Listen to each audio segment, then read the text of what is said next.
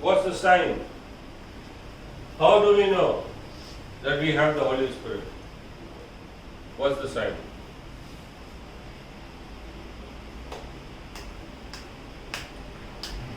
By demonstrating the fruit of the Spirit.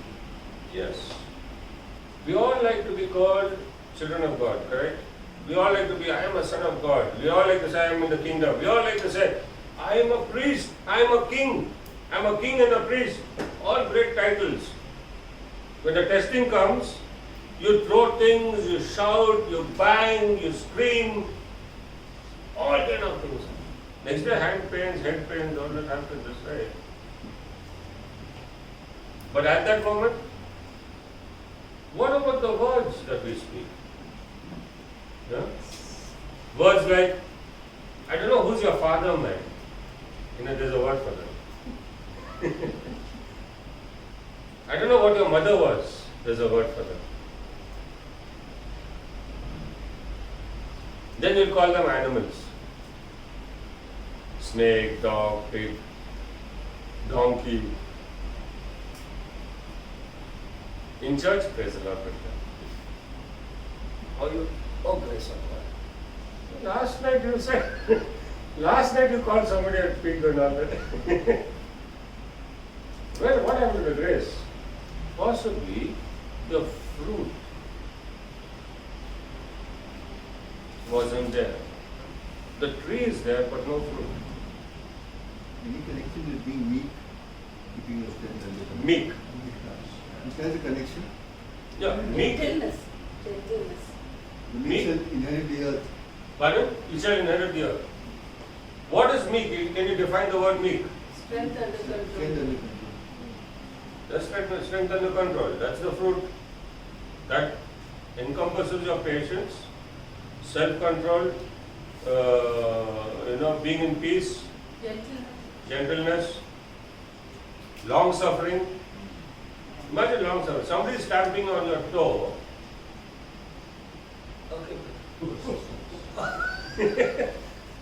The bigger problem is my shoes getting spoiled. Today is all right. Don't step on my blue suede shoes. Do whatever you want, but don't step on my blue suede shoes. King has left the building. Pardon? The king has left the building with his blue red shoes. Keep the shoes on your head and walk, nobody step on it. You wear it, it's bound to get dirty. But what I'm going to show you is, the church has spoiled us, the church has told us wrong things, and everybody thinks if they can speak in tongues, they have the Holy Spirit. So there's a big race out there to go for the classes of how to speak in tongues. I'm telling you, there are seminars for this. There are seminars for this. There are, training and teachings. Tongues evening.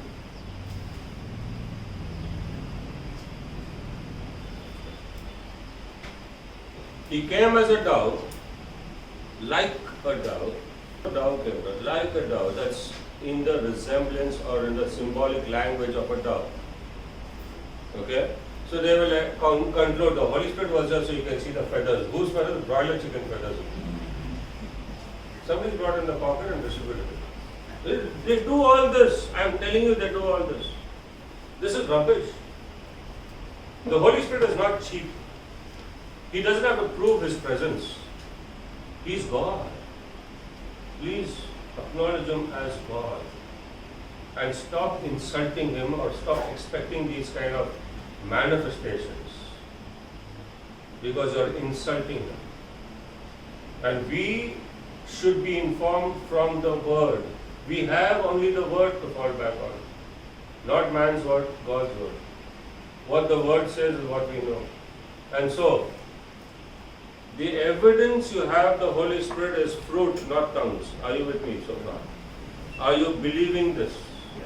Don't jump and try to practice tongues. I am telling you, we have delivered people of speaking in tongues who had demons in them and demons were making them speak in tongues. Very violent manifestation in this. to the equal intensity of what you was shown in the movie Exorcist. I don't know if you know the movie Exorcist. I've seen with my own eyes while we were praying for this lady, her hands are getting twisted out of joint and she's screaming.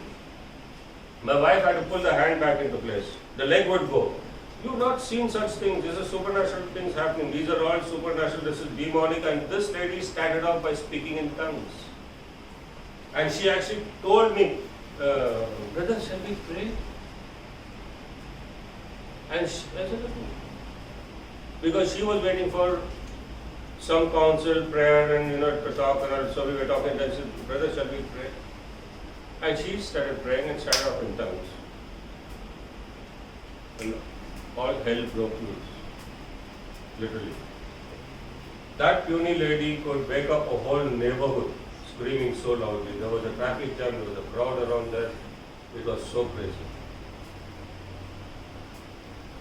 Just flipping on the hard concrete rough floor, like as though a fish is out of water, and the limbs are getting twisted, the neck is getting twisted. What you see in The Exorcist is not lies, it is a true story, by the way. The whole movie is based on a true story. The book is written on a true story. Speaking in tongues, be careful.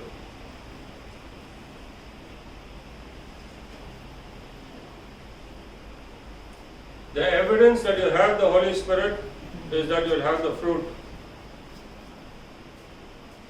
Learn to develop the fruit. Water the fruit. How do you water the tree for the fruit? The water is the word. Word with the Spirit. Water the word. Now, I'll show you some more scriptures. I told you the word is the water, and I want to show you how close Jesus is with the Spirit. Correct? Correct? Yes.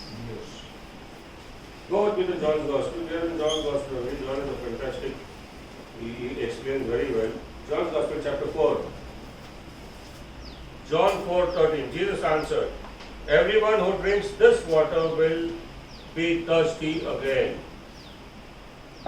If you drink the water from the well, you will be thirsty again. But whoever drinks the water I gave him will never thirst.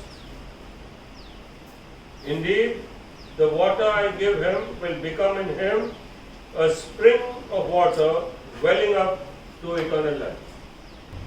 So this is an evidence of something that is happening within you. There's an evidence.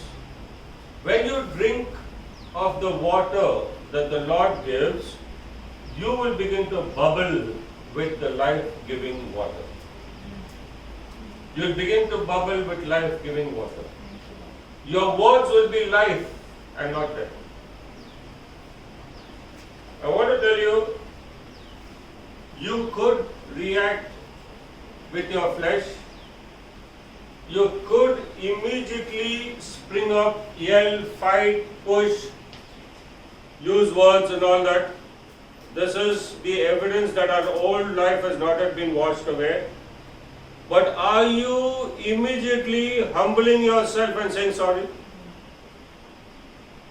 That shows the evidence that you are willing to walk a changed life. Yeah, you may spring up suddenly. But are you willing to humble yourself? That's an evidence. But when you drink from the word, you will open your mouth and only life will come out. Only life. Somebody irritates you, you will bless him with words. Whatever happens, what will bubble from inside is life-giving spirit. You will change the atmosphere of the moment because you carry your presence. Your presence is being challenged, your spirit is being shaken. What will come out? If you shake a jar of water, what comes out? Poison doesn't come out. Correct? You squeeze a bottle of water, what comes out?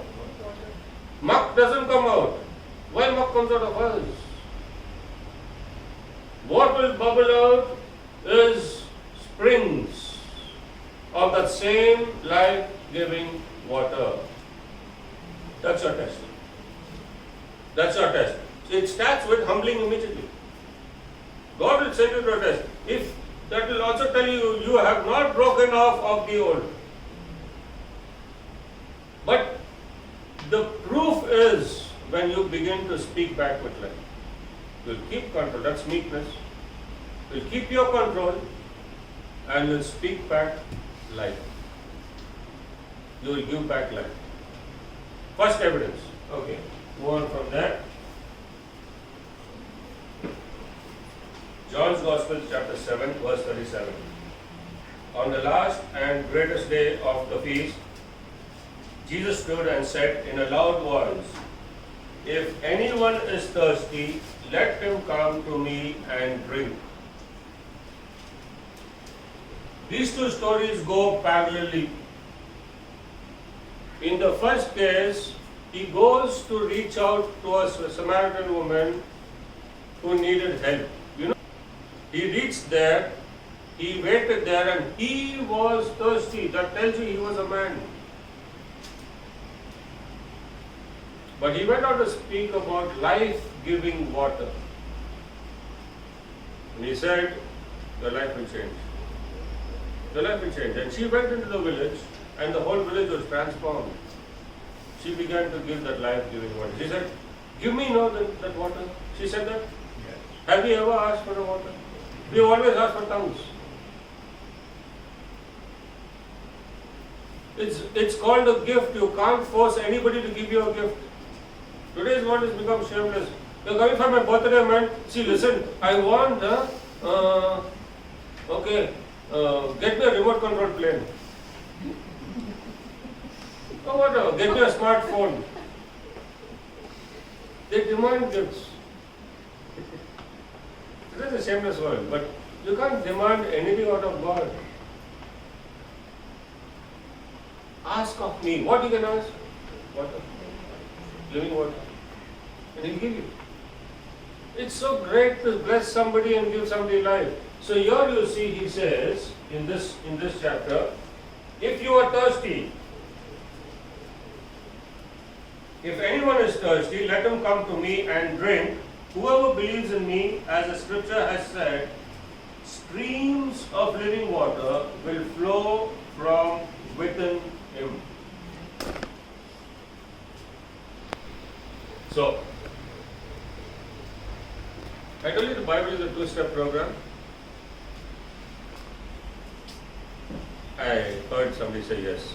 Yes. The first introduction is springs will bubble. The next introduction, the next explanation is streams will flow. Two steps. Don't run into the river and say I become a river. First learn to bubble as a stream.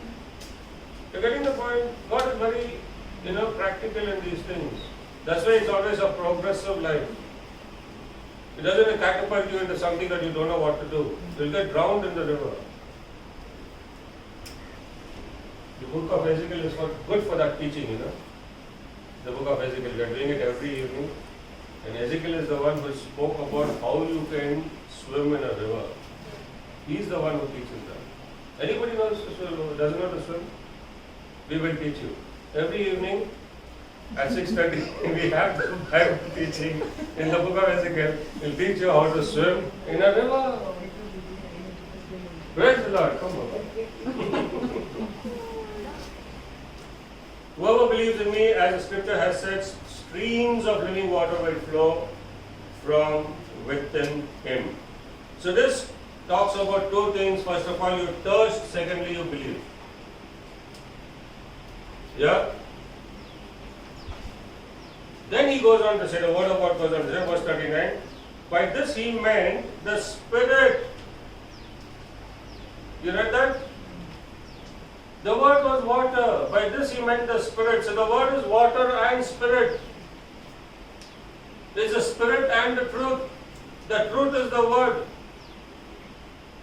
The Spirit and water. By this he meant the Spirit. Jesus and the Holy Spirit are so close. Are you getting washed by the water? Which is the Spirit? Okay? You happy? Yes.